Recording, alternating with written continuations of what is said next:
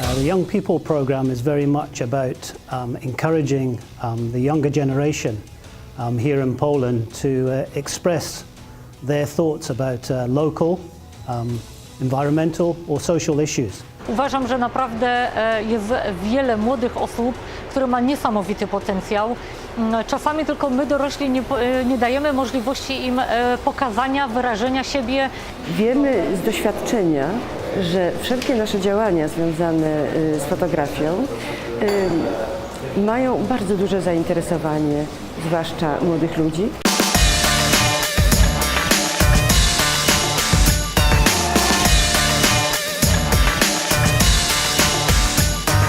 To nie jest tak, że trzeba w jakiś sposób walczyć o ich uwagę. Naprawdę przychodzą z założeniem, że chcą coś fajnego zrobić. Ci młodzi ludzie, których tutaj spotykamy, mają mnóstwo fajnych pomysłów, mają mnóstwo fajnych obserwacji. Naszym również zadaniem jest zwrócenie im uwagi na to, żeby wybierali takie historie do opowiadania, które nie tylko są fajne, interesujące, ciekawe, ale również ważne. Czyli zwracamy uwagę na rzeczy związane z celami zrównoważonego rozwoju, czyli po prostu jak porządnie dbać o naszą planetę.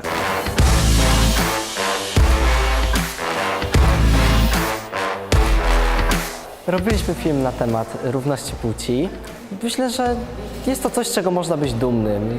Zrobiliśmy naprawdę fajny, inspirujący film, poruszający też trudne, ważne tematy.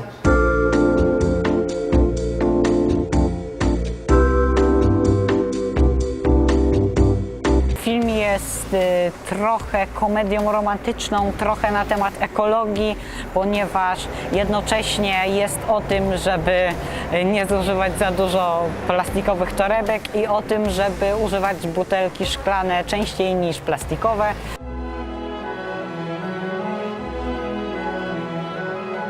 Pracowaliśmy na temat ludzi z autyzmem, na temat stereotypów i przesądów takich najczęściej powtarzanych, na tym, żeby je obalić. Co pan sądzi o osobach autystycznych?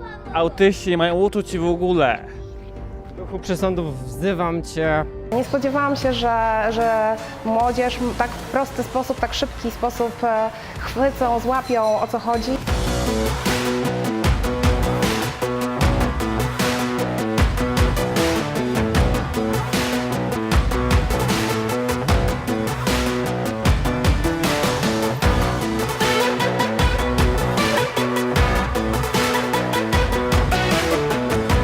To są wszystko ludzie, którzy są pełni pasji, oddania temu, co robią, mają ogromną chęć pracowania i są ogromnie zainteresowani. I to jest fantastyczne. Ja bym tych wszystkich ludzi chciał zobaczyć w przyszłości jako filmowców, jako aktywistów, jako polityków, jako kogoś, kto będzie zmieniał świat.